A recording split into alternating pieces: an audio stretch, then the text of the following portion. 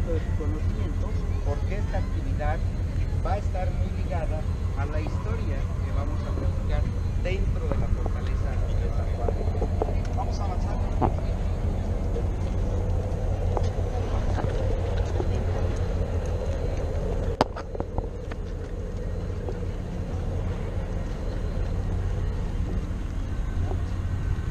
Aquí nos colocamos en forma de herradura, por favor.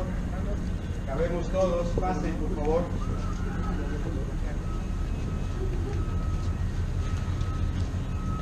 Pasen, no se me asoleen, pasen, cabemos todos.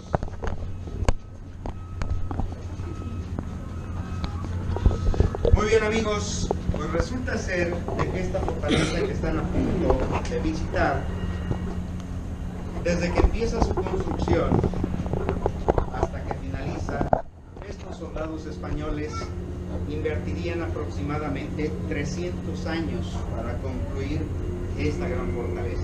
Esto es decir, que se pasaron desde que llegaron toda la vida construyendo hasta que casi se logran la independencia de México. La fortaleza se construyó en 3 etapas. El día de hoy, nosotros nos daremos a la tarea de hacer nuestro recorrido de manera cronológica a la tercera y última etapa, que es la que con el tiempo se convertiría en la famosa prisión de San Juan de Luz.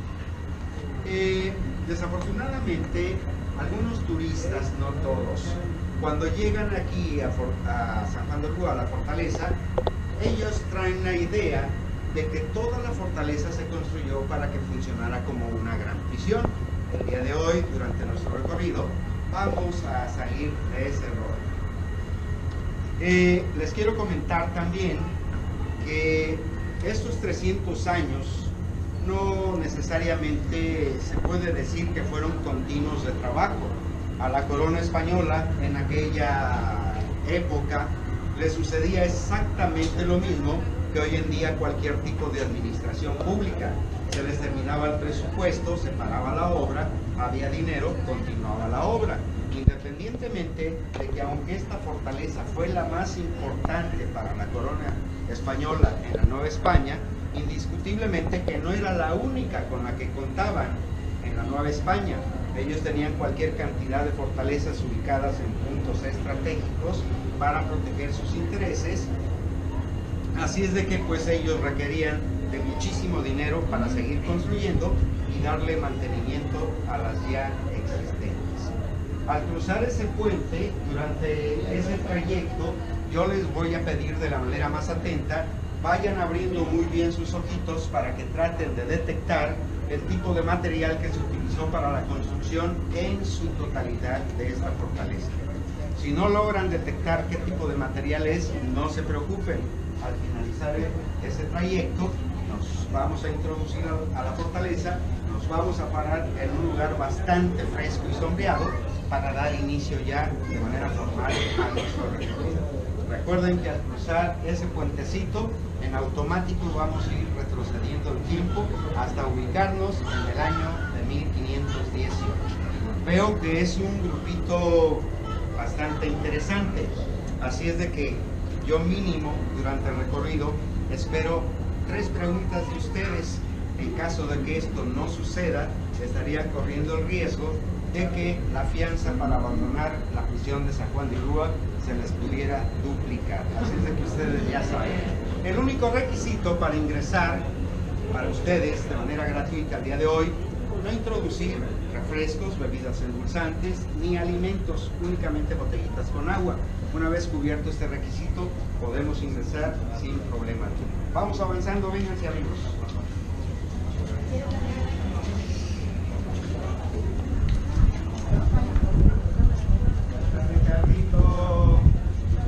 A ver amigos, recuerden que el día de hoy el acceso es gratuito y eso se lo debemos aquí a nuestro amigo Ricardo, que es el encargado de cobrarnos. ¡Bravo!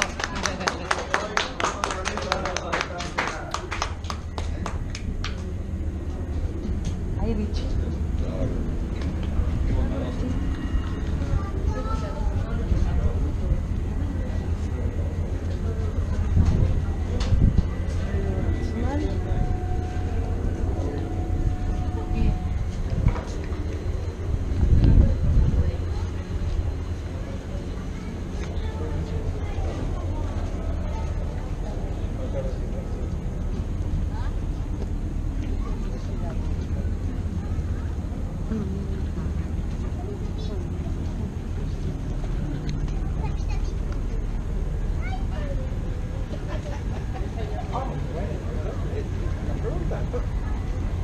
Esa la gastó tu mamá.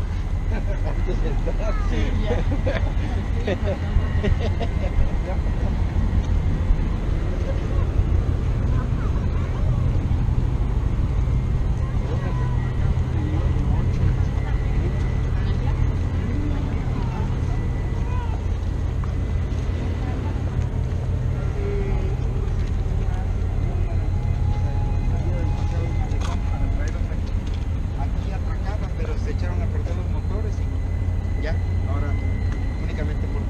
Bien amigos, miren, les quiero mostrar, aquí hay piezas de artillería hundidas, hay una, dos.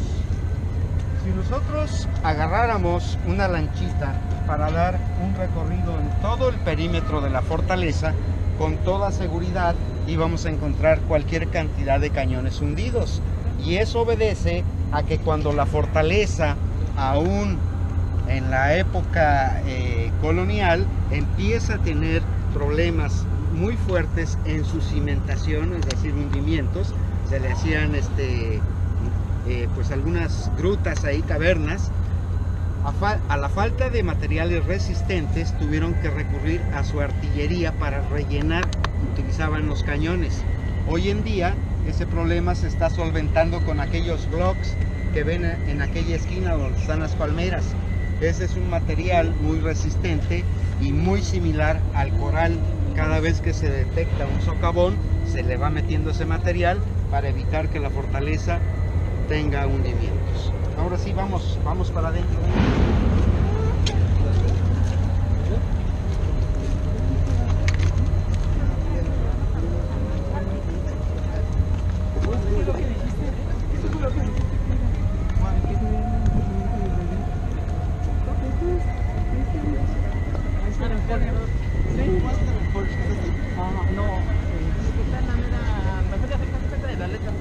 Ajá.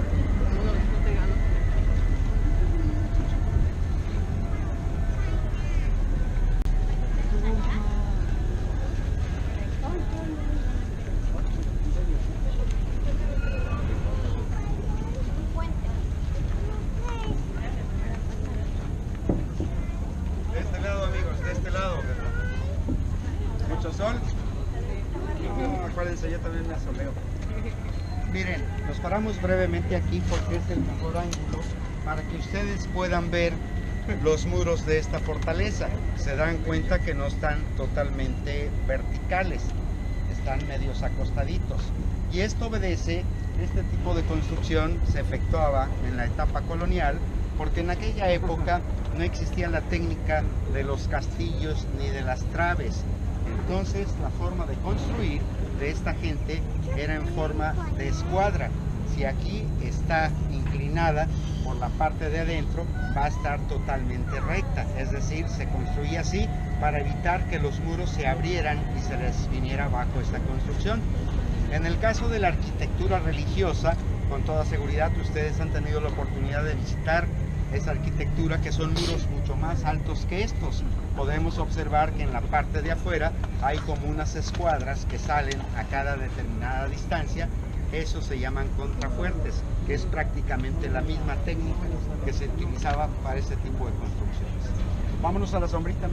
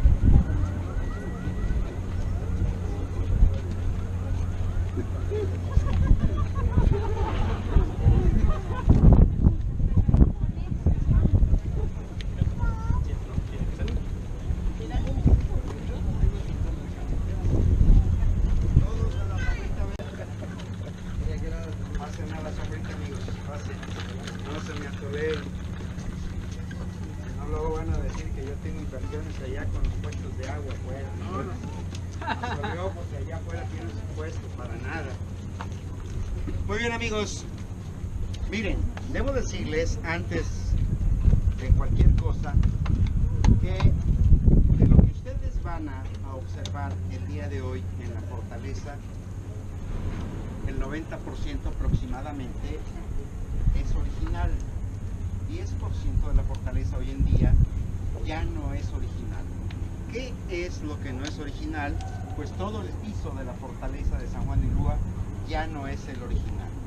En el caso de aquí de estos muros, observen cómo estas ventilas o tragaluces están demasiado anchos, es decir, para hacer una fortaleza no se podían dar ese lujo porque fácilmente aquí cualquier persona podía introducirse en caso de un ataque a esta fortaleza. Las ventilas o respiraderos, ¿sí? La parte original la podemos observar aquí al frente, vean cómo son mucho más angostos. También durante el recorrido, en muchas partes van a ver ustedes cualquier cantidad de incrustación de ladrillo.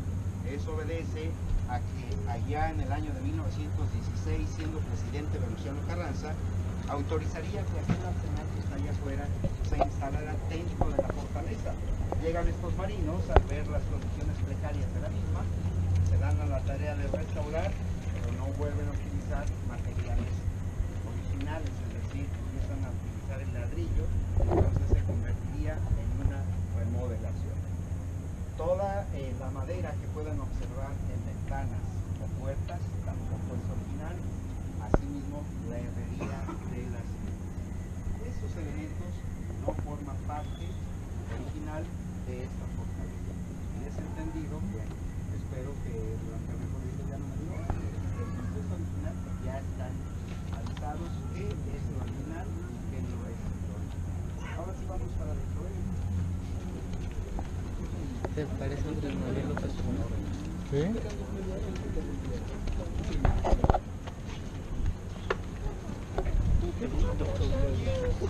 dan cuenta de los colores que ustedes ven.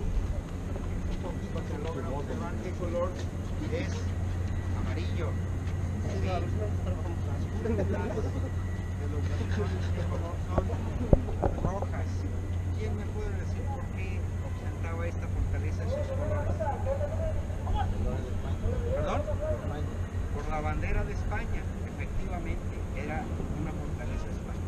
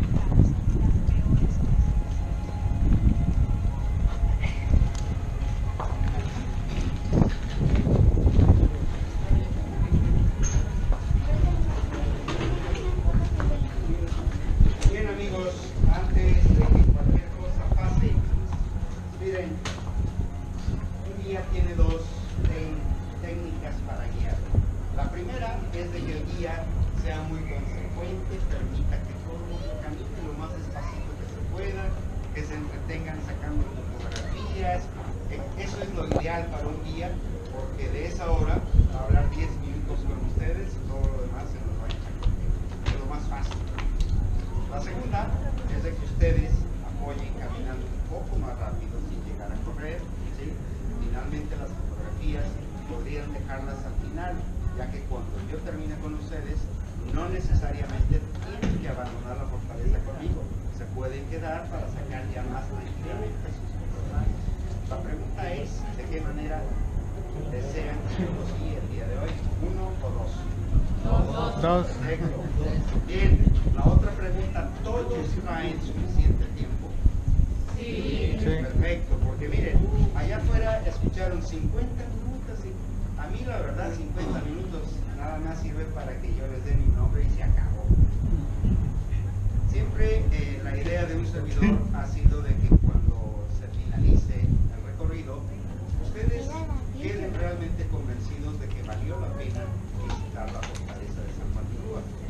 Para tal suerte, pues el recorrido lo vuelvo un poco más largo, no tedioso, porque toda la información es muy importante. Entonces el día de hoy yo les voy a hacer un recorrido como realmente debe de ser, de aproximadamente 1 hora y media, 1 hora 40 minutos, que es lo ideal en esta zona. Recuerden, casi 500 años de haberse construido. Y bueno, la historia en este lugar comienza de la siguiente manera. Ya bien saben ustedes que este lugar originalmente fue un islote. El nombre prehispánico de este islote, Tecpantlayaca, que en lengua náhuatl significa el templo de la nariz sobre el agua. Este islote era utilizado como un centro ceremonial por indígenas totonacos, que a su vez eran conocidos como los aculúes. Esto debido a la influencia que hubo en esta zona, cuando allá por el año de 1472 logran bajar los mexicas, lo que erróneamente solemos llamar aztecas. Sabemos que los mexicas eran 100% guerreros, todo este territorio habitado por totonacos, pues gente pacífica dedicada a la agricultura y a la pesca. Así es de que pues no tendrían ninguna dificultad de estos mexicas para someter a esta gente, obligándolos a pagar tributos. Dentro de los tributos más relevantes que podríamos mencionar es el envío del 20% de toda la producción de esta zona al Valle de México. Igualmente, la lengua totonaca se tuvo que hacer a un lado para empezar a practicar el náhuatl, lengua propia de estos mexicas.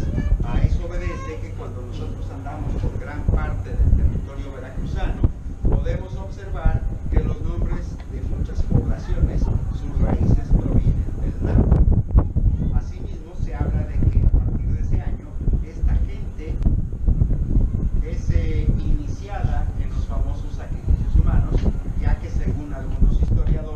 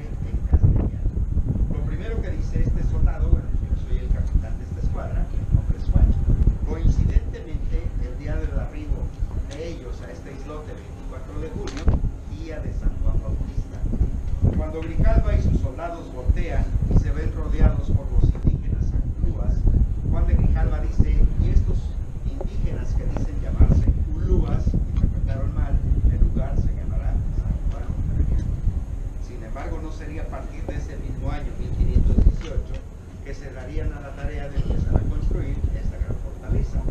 Al año siguiente estaría desembarcando en lo que hoy en día es el puerto de Veracruz, Hernán Cortés, 1519.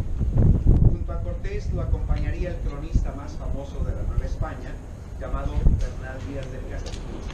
Cuando Bernal Díaz del Castillo se da la tarea de efectuar sus primeras redacciones, informando acerca de las características de aquel lugar donde hoy en día se encuentra la ciudad de Veracruz, él empieza a manifestar de la existencia de cualquier cantidad de dunas, montañas de arena, un promedio de 300 lagunas en todo su contorno, la mayoría de ellas pantanosas. Obviamente estos pantanos generaban muchos mosquitos.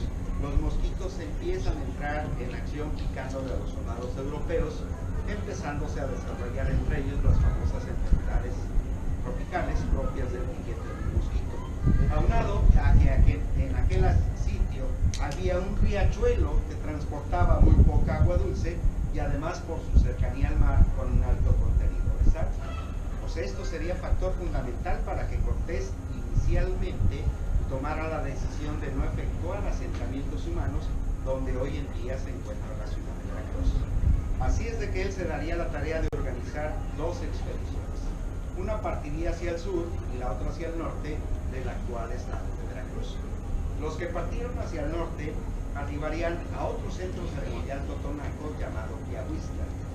Ese sitio les llamaría mucho la atención porque en el mar descubrirían un gran peñón que vertía hacia la superficie. Y tomando en consideración que esta gente arribó a esta zona en una temporada donde nos impactan fuertemente los vientos del norte, ellos argumentaron que ese gran peñón serviría para atacar sus galeones a un costado, esquivar los fuertes impactos de los vientos del norte, evitando que estos naufragaran.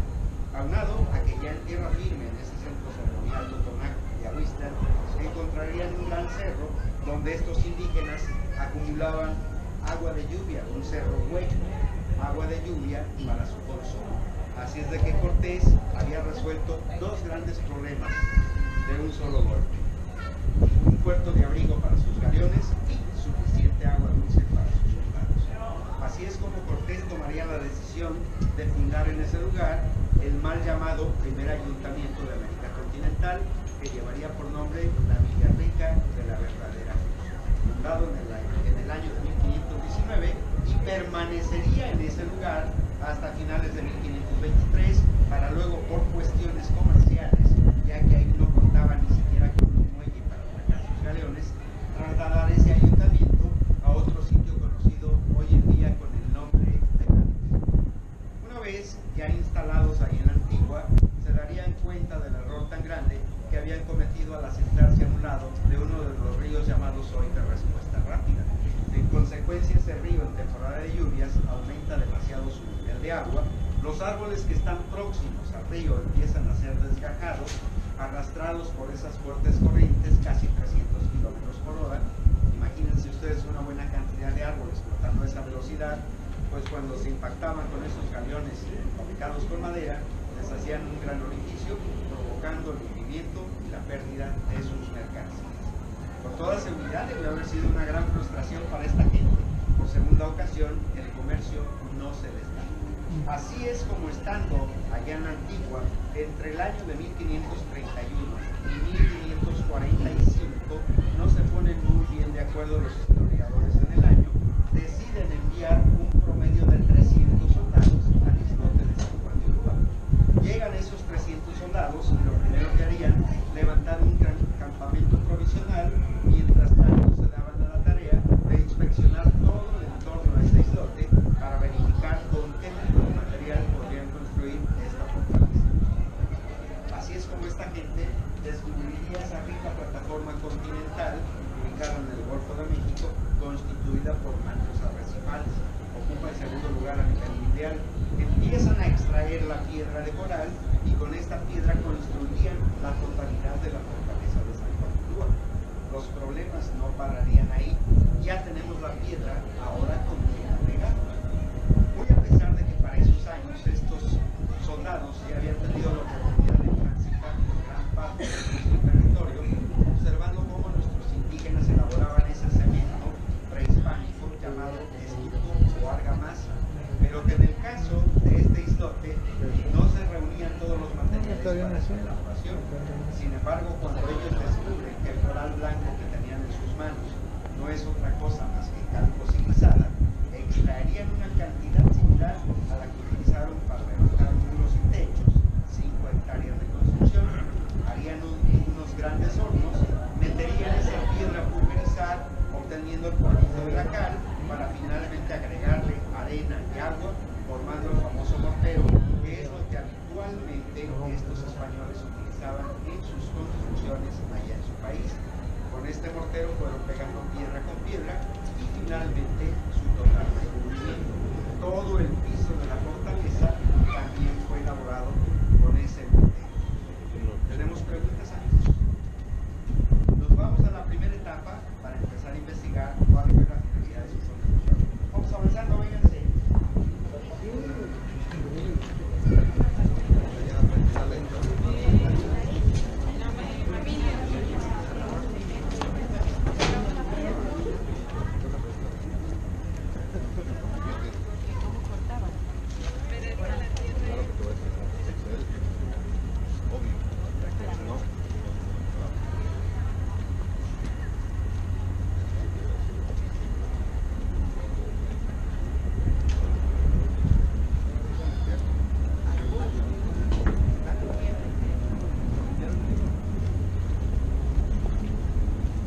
Todos hacia la pared, por favor.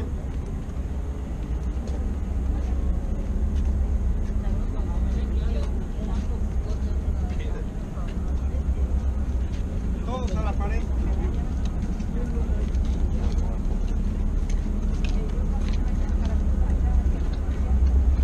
Aquí no puedes navegar. Es que les decía que está prohibido por ahí, que hay mucho erizo abajo, se caen. De este lado, amigos, de este lado. De este lado, amigos. Brillo. En la sombrita.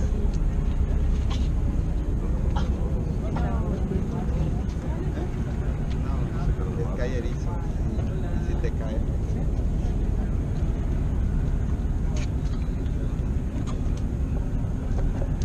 Ok, amigos. Pues nos encontramos en la primera etapa construida en la fortaleza de San Juan de Ulúa, y esta llevaría por nombre el Muro de las Argollas. ¿Por qué ese nombre? Aquí está la respuesta. Pueden ver estas grandes argollas empotradas en estos gruesos muros, mismas que servirían para cuando empezaran a llegar esas embarcaciones, atarlas y evitar que se retiraran de este sitio.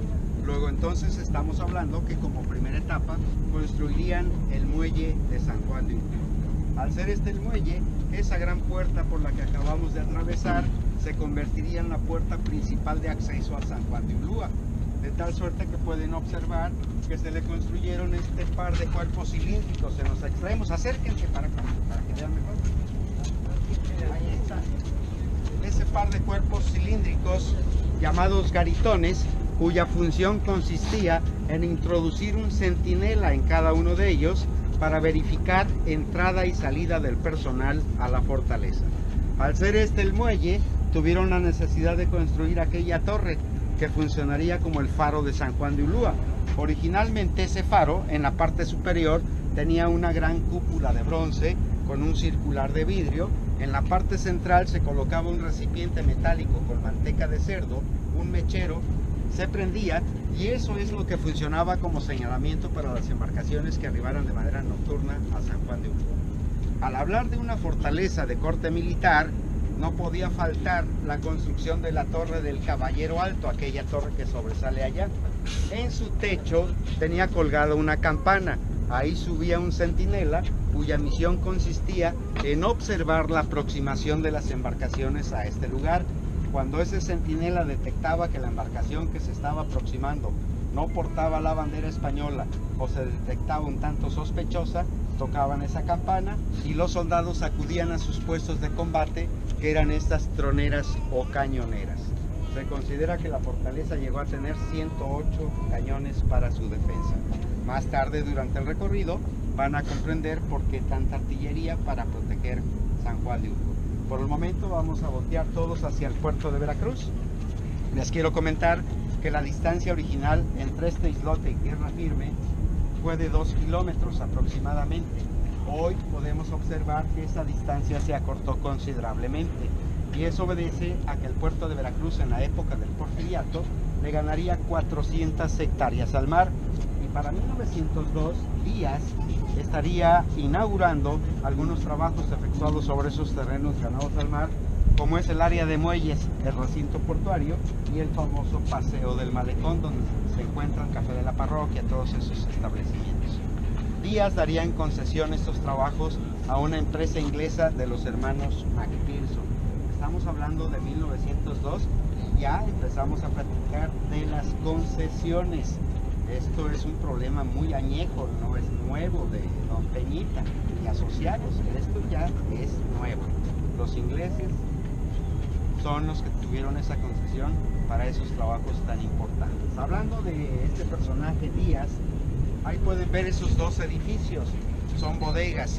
La bodega de la izquierda, esa se convertiría en un sitio muy concurrido un 30 de mayo de 1911, ya que ahí estaría llegando don Porfirio Díaz, después de casi 34 años en el poder, para tomar el buque Ipiranga, de nacionalidad alemana, que lo llevaría al exilio político con destino a Francia, específicamente París, lugar donde aparentemente, hasta hoy en día, yacen los restos de este personaje.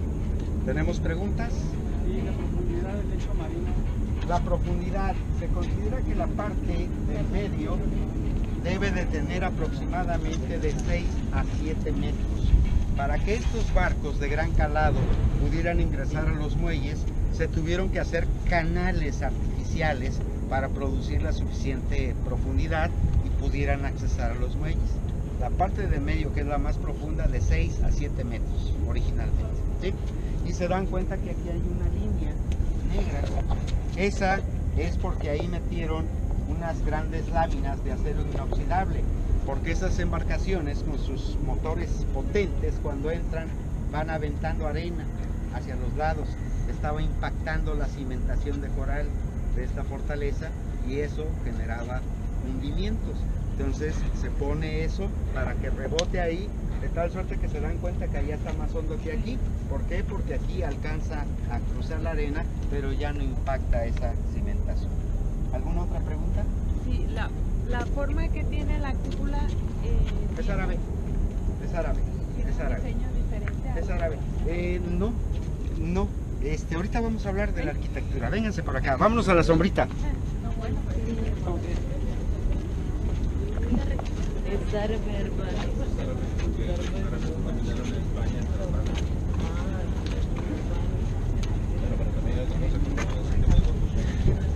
la niña que no se hace Sí, no.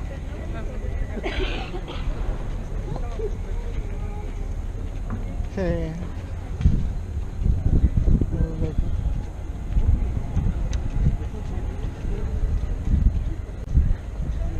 Antes de la sombrita aquí, un dato importante. No crean que me gusta solearme. Trato de enseñarles lo más que se puede. Miren, amigos, esta parte de aquí que estamos viendo era corrida, no había este parquecito. Resulta ser de que durante la intervención norteamericana en 1914, la artillería de los barcos norteamericanos bombardean San Juan de Ulúa, se llevan este techo.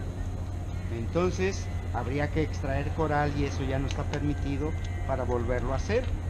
Incluso ahí se pueden dar cuenta que estaban las escaleritas para subir a ese techo, y si no se preguntarían, bueno, si ahí estaban los cañones, pues ¿dónde los asentaban? Es que había un techo ahí, ¿sí? Entonces, para disimular la falta de ese techo, se creó este pequeño espacio como jardín, pero era todo corrido hasta ahí. Vámonos a la sombrita de ahí.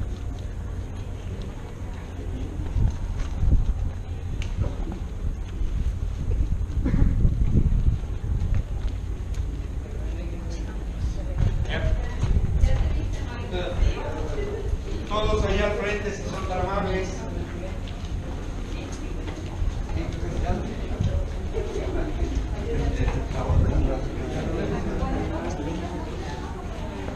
Todos allá al frente, si son tan amables. ¿Estamos todos o nos faltan todos? Todos. Bueno. Así es de que ahora ya saben para qué se construyó la primera etapa en San Juan de Ulúa, ¿no es así? ¿Para qué? ¿No? Para que llegaran los barcos, el muelle, efectivamente. Bueno, una vez que corroboramos que así sabemos, continuamos. La segunda etapa comprende de donde están esos arcos hasta la construcción de allá al frente. El inicio de la construcción de la segunda etapa daría pauta para que aquellos 300 soldados eliminaran su campamento provisional, ya que tendrían un lugar donde dormir, donde comer, donde almacenar pólvora y artillería. Para eso se construye el inicio de la segunda etapa. Sin embargo, aquí nosotros vamos a saber realmente cuál fue la finalidad de construir esta gran fortaleza. Pues vamos a recordar cuando platicábamos de que Cortés llega, funda la Villarrica, ante la falta de un muelle se tiene que ir a la Antigua. En la Antigua las palizadas no los dejaron organizar adecuadamente ese comercio tan buscado, así es de que la llegada de esos 300 soldados dispuestos a construir esta gran fortaleza sería ante la imperiosa necesidad de contar con un sistema de bodegas para poder almacenar todos los productos que empezaban a fluir de las diferentes provincias de la Nueva España.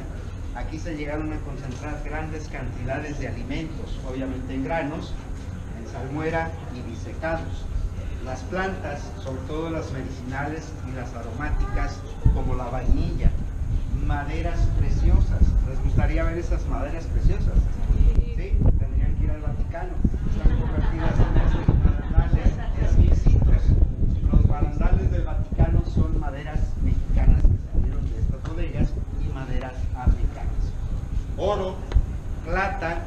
Claro está que cuando se empieza a correr la noticia de tantas riquezas concentradas aquí, mientras tanto eran enviadas a España, pues empiezan a capturar la atención de los piratas, empiezan a atacar las bodegas de San Juan.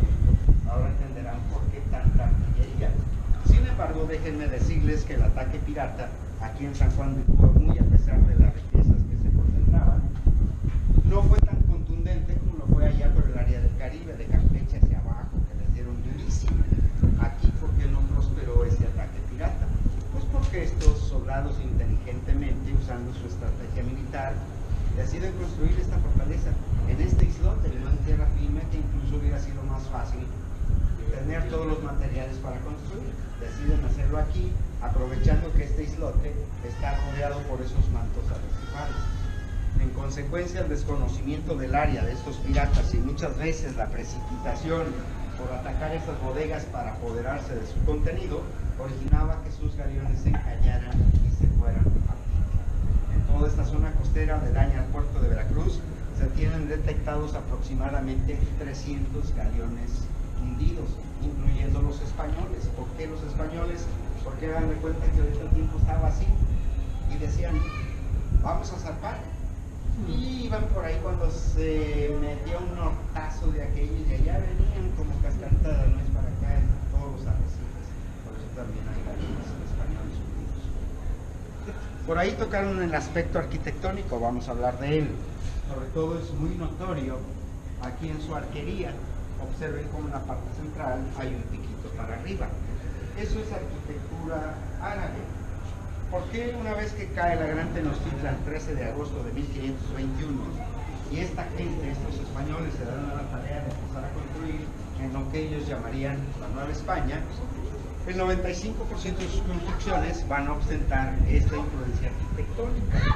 Pues no podríamos olvidar que los árabes invaden España y permanecerían en aquel país durante casi 800 años. Y que curiosamente, en el mismo año en que Colón estaría descubriendo América, 1492, en ese mismo año, los españoles logran expulsar el último reducto árabe apostado ahí en el castillo de la Alhambra, 1 de enero de 1492 lo festejan. Obviamente, de 1492 a 1521 no habían transcurrido muchos años y hacen patente esa influencia arquitectónica árabe adquirida durante esos 800 años de estancia de los árabes en España. Incluso para los que han tenido oportunidad de estar en España, se habrán dado cuenta que hay poblaciones enteras al 100% con arquitecturas árabes.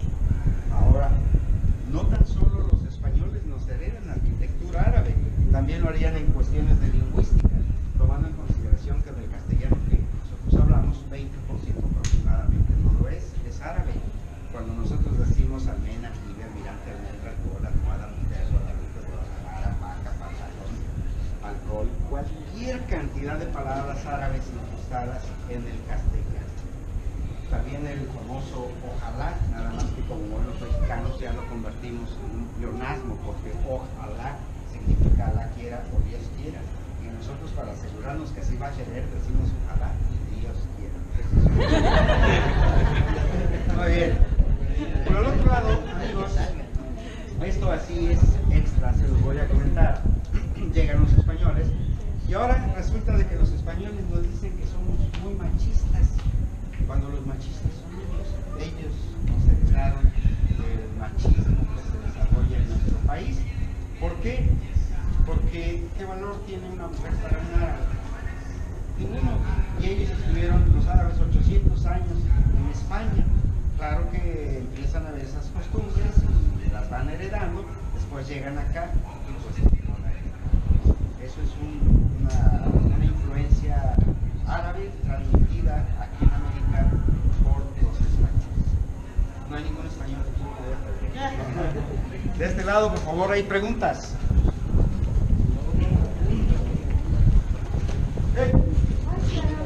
Te levanto. Allá al frente, por favor. Aquí nada más. Bien. Miren, amigos, me paro aquí para que observen ustedes estos arcos que de árabe no tienen nada. A estos arquitectónicamente se les conoce como un medio punto romano. Se podrían preguntar, ¿y qué tienen que ser arcos medio punto romano cuando el resto es árabe? Pues resulta ser de que el arquitecto encargado inicialmente de la segunda etapa fue un italiano de apellido Antonelli. Para que las futuras generaciones que arribaran a esta fortaleza pudieran saber que un arquitecto italiano había sido el encargado de esta obra, a manera de rúbrica hace arcos medio punto romano. Aquí la pregunta sería, ya que ustedes no me preguntan, yo me pregunto y yo me contesto, ¿qué tenía que hacer un arquitecto italiano construyendo una fortaleza española? Pues resulta ser de que en aquella época los italianos eran la máxima autoridad en construcción de fortificaciones. Por eso los traían, no tan solo acá, en África construyeron cualquier cantidad de fortificaciones. ¿Preguntas? ¿No hay preguntas? Muy bien, pasen de este lado. Aquí nada más en la sombrita, por favor, amigos.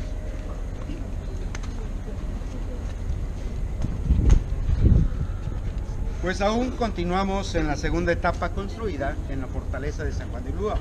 Ahora pueden observar ustedes esta gran explanada que llevaría por nombre la Plaza de Armas.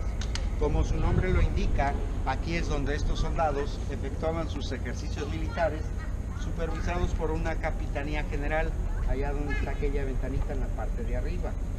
De donde está el arco, toda esta parte del frente, formando escuadra por la parte de atrás, área de dormitorios, comedores y hospital de estos soldados. ¿Qué pueden detectar con esta nueva información, amigos? Dormitorios, comedores y hospital. Podrían decir, ya le pescamos en una mentirilla porque nos había dicho que allá dormían, comían, almacenaban pólvora y artillería, pero no es así. Esto quiere decir que conforme fue avanzando la construcción, algunos sitios fueron cambiando su utilidad. Aquello quedaría exclusivamente como polvorín y ahora esta gente tendría un lugar más digno para tal efecto de este lado y ya adicionalmente su hospital que buena falta les hacía. Ahí tenemos la Casa del Castellano, originalmente de un solo nivel y mejor conocida como la Casa del Gobernador, porque ahí vivía el gobernador, que era un militar encargado de supervisar todas las acciones en este pequeño islote. ¿Qué creen que supervisaba este gobernador? ¿Qué se imaginan? Acuérdense que aquí se concentraba todo, pero eso no quiere decir que andaba de caja en caja revisando, no. Lo que le interesaba a él era supervisar el famoso quinto real. ¿Sí saben en qué consistía el quinto real? El 20% de todo lo que iba saqueando esta gente que le correspondía a la corona española. ¿Cómo lo supervisaban? Los comerciantes decían, estoy mandando tanto a España, entonces ya sacaba la cuenta y decía, a ver, de esto, el quinto real corresponde a tanto. A ver, ¿es tanto? Sí, efectivamente, está bien. Va para allá. Eso es lo que supervisaba este gobernador. Por lo consiguiente, las bodegas de San Juan de Ulúa se convertirían en la aduana principal de la Nueva España. Y la importancia que tiene su visita el día de hoy a San Juan de Ulúa, no vayan a creer que es el hecho de ir a conocer la celda de Chucho Roto, para nada. Es el hecho de que a partir de este momento ustedes pueden platicar con quien quieran haber tenido la satisfacción de conocer el sitio exacto donde el comercio empieza a fluir de manera permanente y formal entre toda América y Europa. Aquí comienza el comercio con Europa.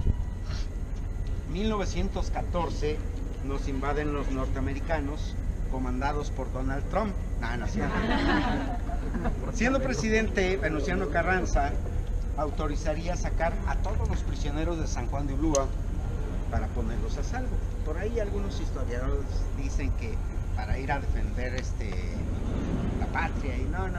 Si el mismo Carranza había autorizado retirar al poco ejército que había en el puerto de Veracruz porque no tenían suficiente armamento ni municiones. Los mandan hasta allá por tejería. Entonces van a sacar esto para ir a defender con qué, con palos, resorteras. No. Fue para ponerlos a salvo. Eso sucedió en 1914. En 1915 Carranza emitiría un edicto en el que se estipulaba que la prisión de San Juan de Ulúa dejaba de fungir como tal. A finales de 1916, Carranza estaría inaugurando la segunda planta en la casa del gobernador. De la primer planta existente, ordenaría únicamente de su fachada retirar el estilo arquitectónico árabe para dar paso a un neoclásico afrancesado. Esto con la finalidad de que ese edificio se convirtiera en la residencia eventual del presidente, en este caso Carranza. Y cuando eso sucede, daría pauta para que la casa del gobernador, por segunda ocasión, se convirtiera en capital de la República Mexicana durante 9 largos meses con Carranza.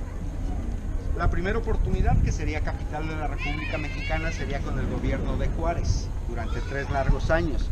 Juárez, su administración la efectuó en la planta baja, no existía la planta alta.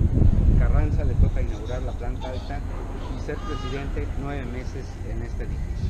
Déjenme decirles que ese edificio estuvo a punto de ser 3 veces capital de la República Mexicana, porque cuando estaba Carranza aquí, le dicen allá en México, oye, cuate, ya vente para acá, las cosas están tranquilas, ya puedes gobernar acá de veras, y ahí va que, estando allá al poco tiempo, le vuelve a tronar el cohete en la mano, y ahí viene de regreso a San Juan de Ulúa. No alcanzó a llegar, me lo venadearon ahí en Tlaxcalantongo, Puebla. Hasta ahí llegó Venustiano Carranza. De haber llegado, hubiera sido 3 veces capital de la República Mexicana ese edificio. Tenemos preguntas, amigos. ¿Qué les parece si nos vamos al área de prisión? Vámonos, vénganse.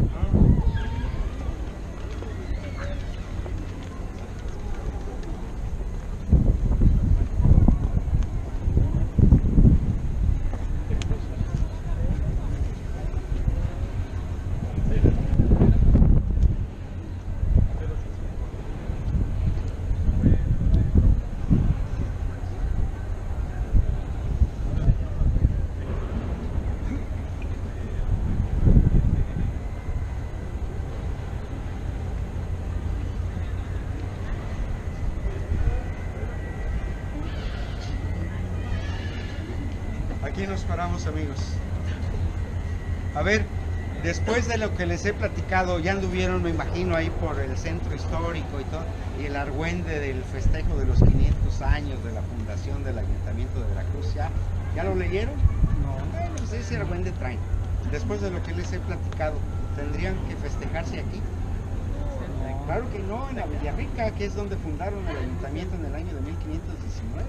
En todo caso aquí, que cuando están en la Antigua y el comercio empieza a funcionarles muy bien aquí, el ayuntamiento se traslada de la Antigua a este sitio a finales de 1599.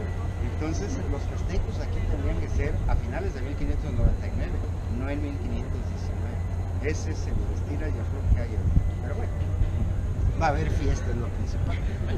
Allá al fondo podemos observar aquella pared hasta el fondo. Ese fue el paredón de fusilamiento aquí. Observen cómo incluso en su banquetilla hay un canal bastante ancho, mismo que servía para el escurrimiento de la sangre de los fusilados. Debo advertirles que eso cacarizo que se ve en la pared no es producto de los impactos de las balas de aquella ocasión, es producto de la falta de mantenimiento, la erosión tan fuerte que se da en el puerto de Veracruz. Vamos avanzando, venga.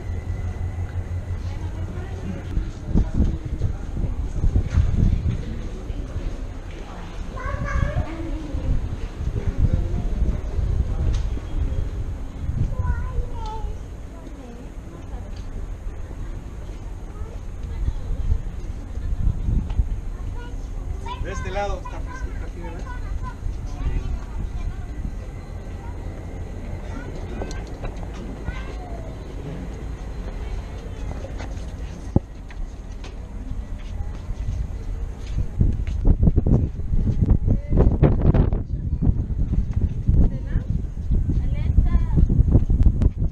Muy bien, nos paramos aquí antes de empezar a la tercera y última etapa para hacer el siguiente comentario. Cuando aquella parte se convierte en la prisión de San Juan de Ulúa, la historia comenta que cuando los soldados cruzaban para ir a sacar prisioneros de sus celdas o tinajas, a la hora de ir cruzando el puente, estos prisioneros daban su último suspiro porque sabían que difícilmente regresarían con vida a sus celdas, tomando en consideración que eran enviados directamente al paredón de fusilamiento. Entonces vamos a cruzar el puente del último suspiro. Vamos a hacerlo. No se preocupen, el último suspiro era de allá para acá. Todo el mundo.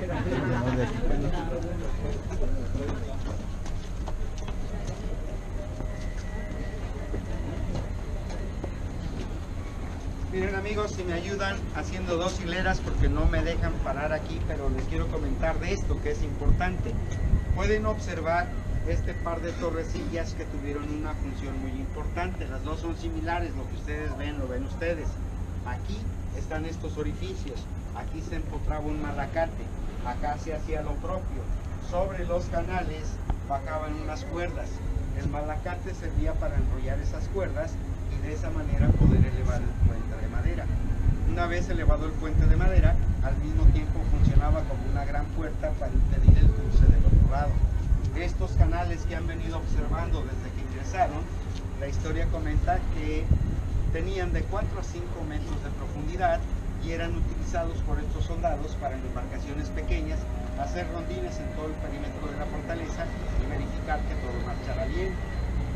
La historia comenta que al estar este islote a 2 kilómetros de distancia de tierra firme, ¿sí?, pues prácticamente se encontraba en mar abierto, más los canales, con el tiempo los mismos se convertirían en nido de tiburones. Había mucho tiburón en esos canales. Vamos a cruzar.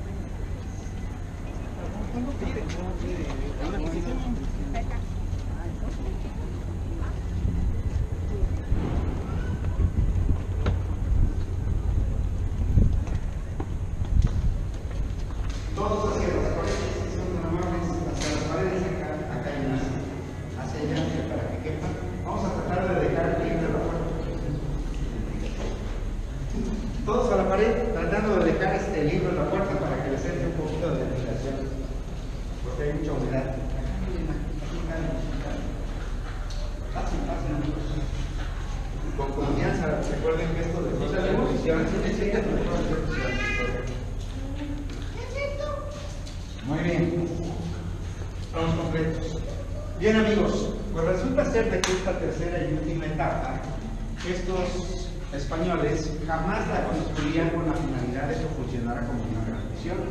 En realidad, lo que ellos construyeron fue un sistema de polvorines. ¿Sí saben lo que es un polvorín? Almacenes para concentrar pólvora y artillería. Esto con la finalidad de proteger este flanco de la fortaleza, tomando en consideración que de esa pared hacia atrás está el mar. Había que protegerse de un eventual ataque pirata. Terminan de construir sus polvorines, empiezan a meter los barriles con pólvora, la artillería, y al poco tiempo empieza a surgir este problema. Empieza a rotar agua del piso. Ahorita es mínimo, cuando sube la marea es inevitable entrar aquí y no mojarnos los pies. Esto es reportado de manera inmediata al gobernador. La respuesta de ¿saben qué? A lo mejor les quedó muy angostito el piso, suban el nivel. Jefe, ya lo hicimos y el problema continúa súbanle.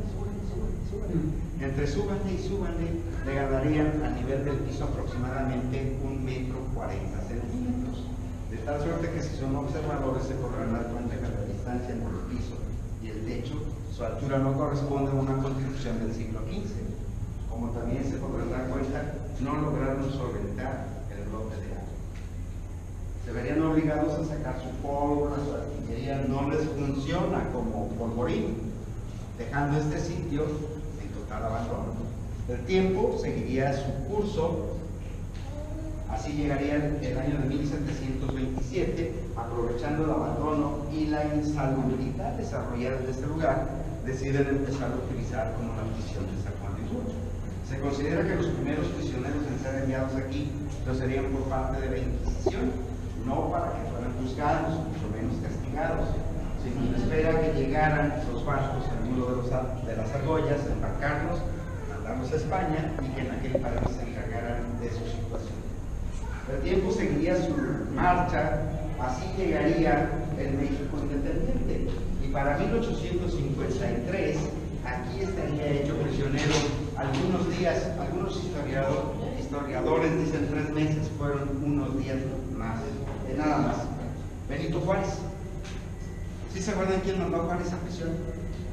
Les voy a dar un tip, a ver si le dan el mejor vendedor de bienes y raíces que ha dado el país. Antonio López de Santana. Claro está que cuando llega a la presidencia Juárez, le regresa la estafeta a Santana y lo manda a esta prisión. El hecho es de que Juárez tendría que salir exiliado. Sale de aquí hacia La Habana, que era el paraíso de los exiliados, Cuba, en aquella época. Al llegar a La Habana, Juárez, después de esta prisión, llega sin dinero y tiene que buscar un empleo, mismo que obtendría en una fábrica de puros, enrollando puritos. Una vez que obtiene recursos necesarios para comprar el boleto y tomar el barco que lo llevaría a Nueva Orleans, lo hace. Al llegar a Nueva Orleans, ahí se topa con Melchor Ocampo, exiliado en los Estados Unidos. ¿Sí se acuerdan de Melchor Ocampo? ¿Recuerdan? Los caballeros no se van a acordar. ¿Usted se acuerda de Melchor Ocampo? Acciones políticas, no, pues no le conviene.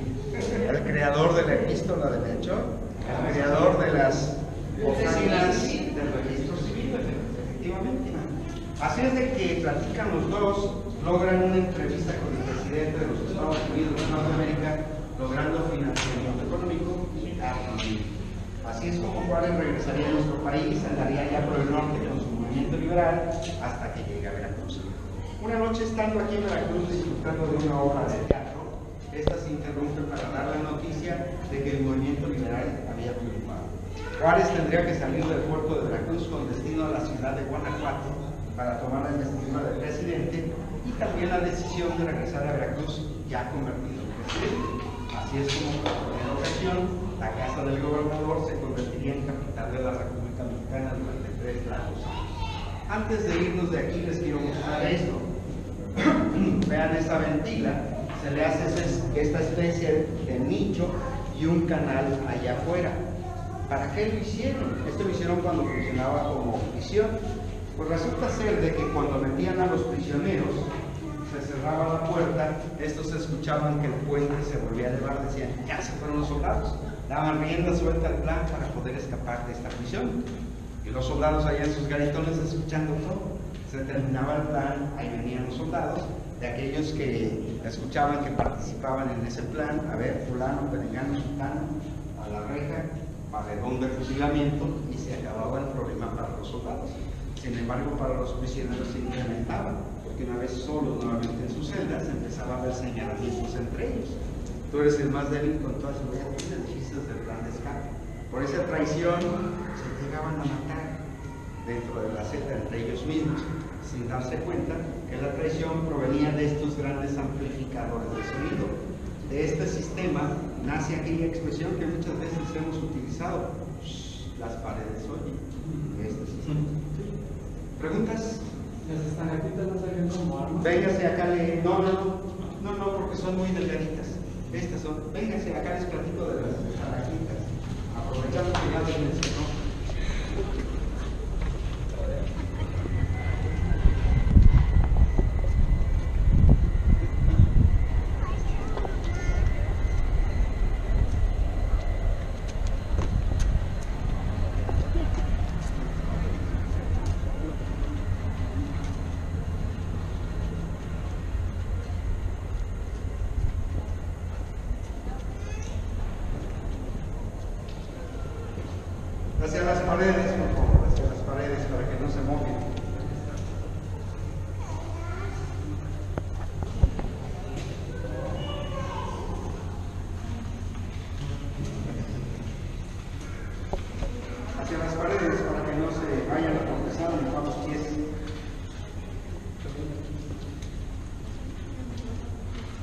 Muy bien. No servían como armas porque dense cuenta, son muy delgaditas, muy frágiles, fáciles de apretarse, se rompen. Bueno, ¿se acuerdan que al inicio del recorrido tratábamos de que la fortaleza se construyó sobre un islote? Esto quiere decir que la cimentación primaria de esta fortaleza no es otra cosa más que la misma piedra de coral de este islote. Y el efecto es el siguiente: al subir la marea, el nivel del mar va rebasando el nivel de ese islote. Al haberse construido muros y techos con piedra de coral, el agua se contacta con el coral se convierte en una gran esponja absorbiendo toda esa agua, empezando la humedad, la filtración. Al llegar al punto más elevado, ya por efecto de gravedad, va a empezar un continuo goteo. A través del tiempo se van solidificando los minerales para dar paso a la formación de las estalactitas. El continuo goteo del piso va a dar oportunidad a la formación de las estalactitas. Para que una estalactita de estas características alcance una longitud de 20 centímetros, se necesita que transcurran aproximadamente 250 años para 20 centímetros. Si voltean hacia las paredes, se darán cuenta que hay sal petrificada. ¿Esto qué quiere decir? Que aunque el islote está rodeado por agua de mar, agua salada, si nosotros vamos a la bota de una estalactita, la probamos, ya no es salada, es dulce. ¿Por qué? Porque el coral es un excelente filtro de sal, retiene toda la sal, convierte el agua salada a agua dulce. ¿Preguntas? Vamos avanzando. Chucho el Roto, vénganse.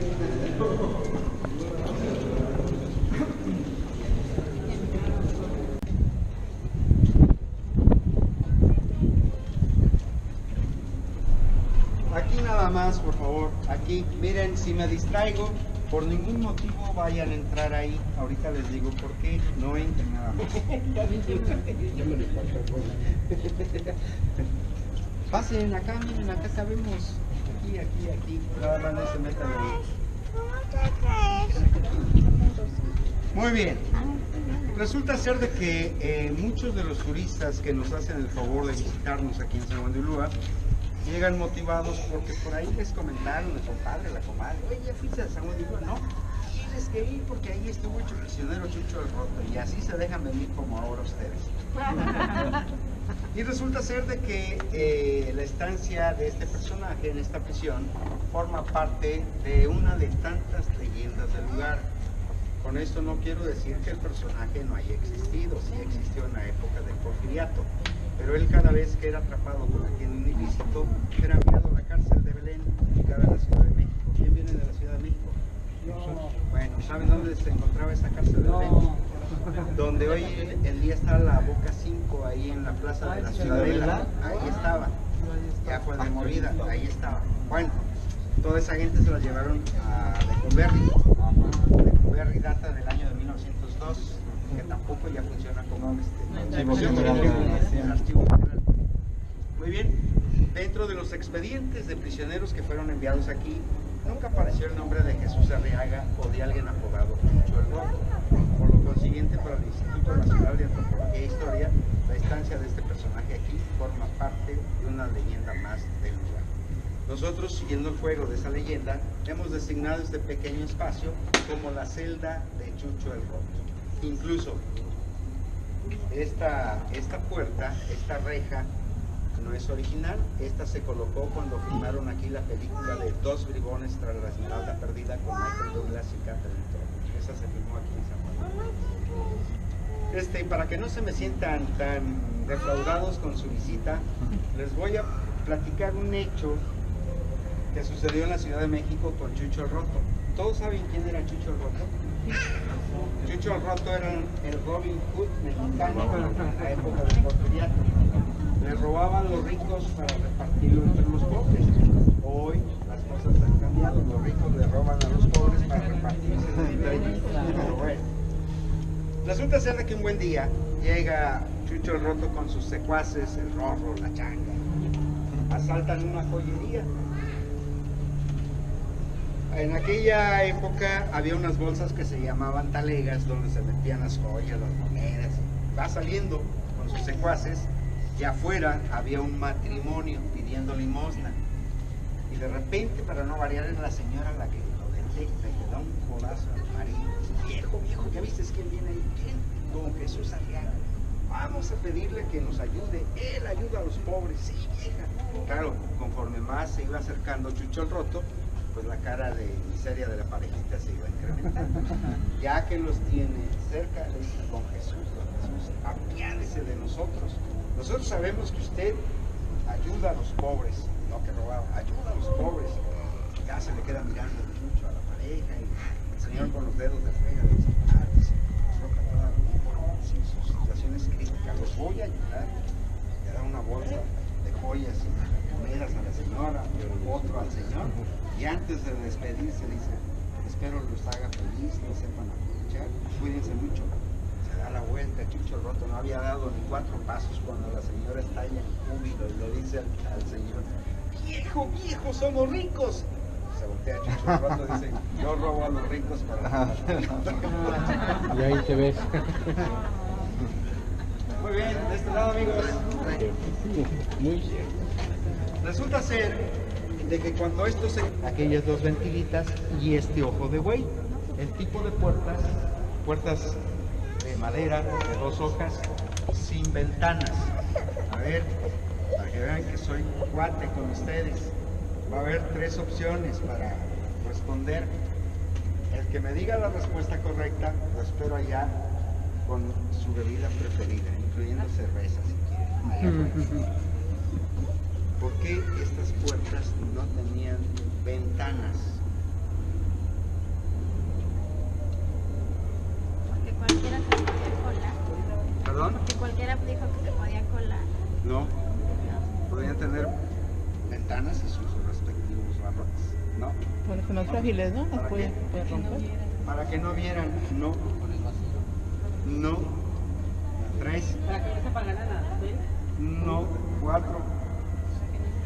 No.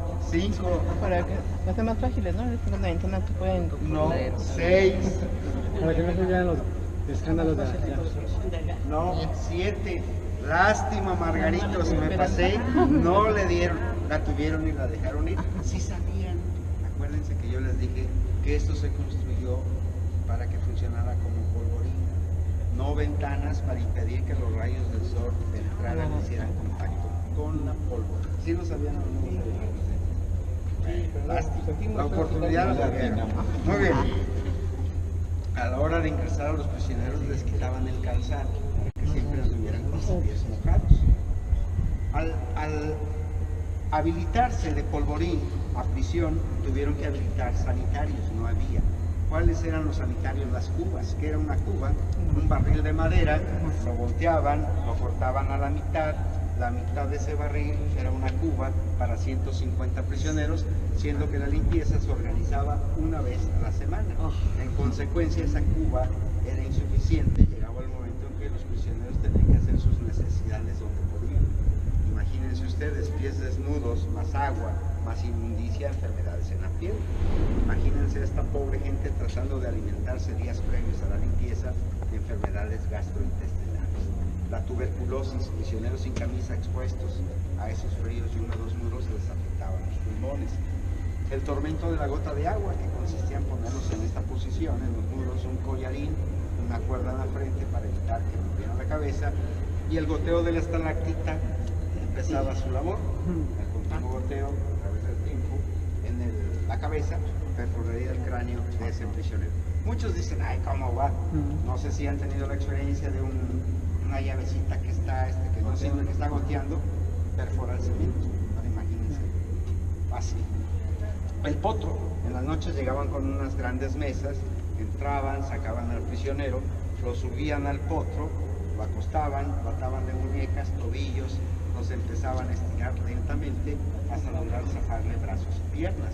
Porque en la noche, para interrumpir el descanso de los prisioneros, aprovechar el máximo el silencio y la acústica del lugar, porque la idea era de que cuando este prisionero empezara a pegar aquellos gritos aterradores, en automático empezarles a transmitir el famoso terror psicológico a los que se quedaban adentro, porque estos sabían perfectamente bien que tarde o temprano podrían ocupar el lugar de la persona que estaba en problemas.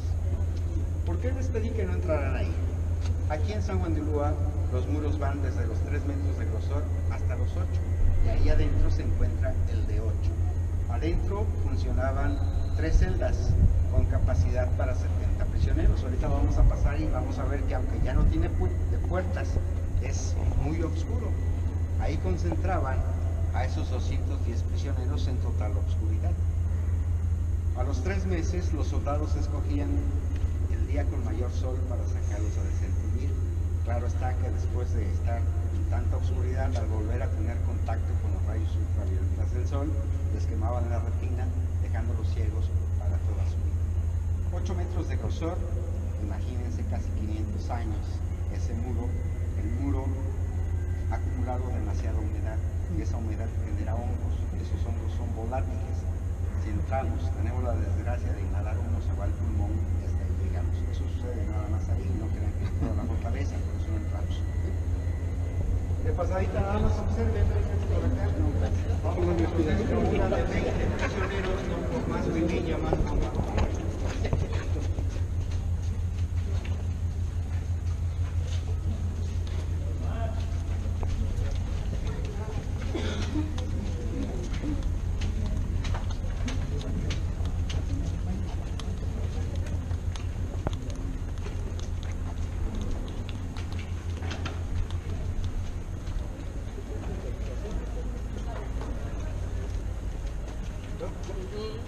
Así como van llegando, háganme el favor de asomarse ahí, sin recargarse porque está sobrepuesta la...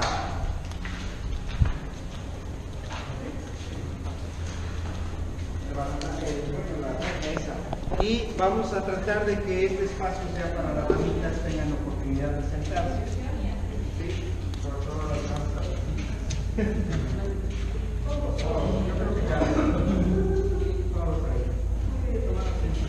¿Ya vieron todos ahí adentro?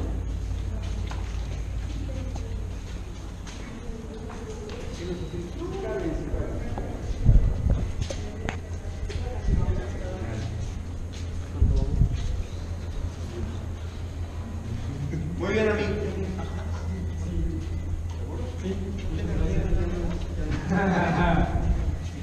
Muy bien, amigos. Ustedes se asomaron ahí y la primera pregunta que surgiría: 20 prisioneros aquí. Pues sí, todos codo con codo. Nadie tenía la oportunidad de acostarse a dormir porque eran pisoteados por los demás. A mano derecha vieron 2 grandes orificios que originalmente tenían unas rejillas para permitir que el agua de los canales penetrara a esa celda y también evitar que los que estuvieran en esa celda pudieran escapar a través de los canales. La idea de concentrar esos 20 prisioneros ahí era de que cuando menos todos los días y todo el día tuvieran el agua al nivel de los tobillos. En temporada de mareas altas o de nortes, el agua casi a las rodillas. Después de estar concentrados ahí un promedio de 4 meses, venían los soldados, abrían la puerta, pasaban lista, los prisioneros empezaban a salir. Todo aquel prisionero que a la hora de salir ya tuviera algún problema para caminar, iban siendo separados. Al final de la lista, ¿cuántos salieron mal? 5. Llévatelos, trae 5 nuevos y los metes junto con los que salieron bien. Esos 5 que salían mal iban a dar directamente al paredón de fusilamiento, porque no tenía sentido alguno seguir invirtiendo dinero en alimentos para gente inútil. 4 meses más tarde la misma operación, venían, abrían, pasaban lista. En consecuencia, aquellos que en sus primeros 4 meses habían salido bien, ya salían súper mal. Muchos de ellos no alcanzaban a cumplir los otros 4 meses, morían dentro de la celda por altas temperaturas provocadas por tanta humedad. Todo aquel prisionero que muriera dentro de una celda o paredón de fusilamiento no eran enterrados, eran arrojados a los canales como alimento para los tiburones. De esta manera motivar a estos animales para contar con soldados adicionales y evitar las fugas de San Juan de Ulúa. En cuanto a fugas se refiere, la única que se tiene documentada de este lugar fue la de Porfirio Díaz, él siendo un caudillo, es atrapado y enviado aquí a San Juan de Ulúa. Se deduce que en su calidad de militar y caudillo pudo haber sobornado a alguno de los militares custodios de esta prisión para lograr su objetivo. También les quiero comentar que esta prisión fue única y exclusivamente para puros hombres. Sin embargo, aquí estuvieron dos mujeres de manera temporal mientras se veía a dónde reubicarlas. Una de ellas, la hermana de los hermanos Flores Magón, que se une a su movimiento, la agarran, la mandan a San Juan de Ulúa, y la otra, aquella mujer que se atrevería a organizarle una huelga laboral a don Porfirio Díaz, allá en la fábrica de hilos y tejidos en Río Blanco, Veracruz, doña Margarita Martínez. Ellas dos estuvieron de manera temporal aquí. Sin embargo, la invitación es a reflexionar. Imagínense dos mujeres en un islote a 2 kilómetros de distancia, rodeada de 1.200 hombres entre soldados y prisioneros. Ha de haber sido un caos para estas pobres mujeres. Si algún día recuerdan su visita a San Juan de Ulúa y quieren documentarse un poquito más acerca de lo que fue la prisión, en internet nada más pónganle ahí prisión de San Juan de Ulúa. Se podrían llevar la desagradable sorpresa de que esta prisión estuvo clasificada dentro de las 10 prisiones más sanguinarias a nivel mundial. Se le llegó a comparar con la de la Bastilla allá en Francia. ¿Tenemos preguntas, amigos? Porque ese silencio iba todo bien, ¿verdad? Bueno, forma parte de la historia que no podemos ocultar. Esto sirve para que reflexionemos hasta dónde hemos evolucionado. Yo creo que muy poco. ¿Hasta qué año dejó de ser prisión? ¿Se acuerdan que del otro lado yo les dije que con la intervención norteamericana, Venustiano Carranza en 1914 saca a todos los prisioneros y que en 1915 estipuló con ese edicto no más prisión de San Juan? Esto quiere decir que la prisión funcionó del año 1727 físicamente hasta 1914 y legalmente hasta 1915. Amigos, el recorrido ha concluido.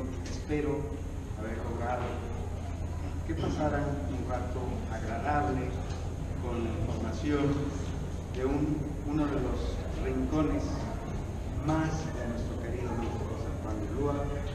Mi deseo es que sigan disfrutando su estancia en Veracruz y que tengan un feliz retorno a casa. Que Dios me los bendiga. Muchísimas gracias por su atención. Ha sido un placer conocerlos. Los que quieran pueden ir al museo. Está abierto, pueden entrar. No les van a cobrar absolutamente nada. Vale la pena. Hay piezas importantes. Y del otro lado, ahí donde está la plaza de armas, vieron que hay una gran escalera. Esa sube hasta donde está el faro. De ahí salen las fotos más bellas de toda la bahía de Veracruz. Hasta la vista, cuídense mucho. Muchas gracias a todos. Gracias.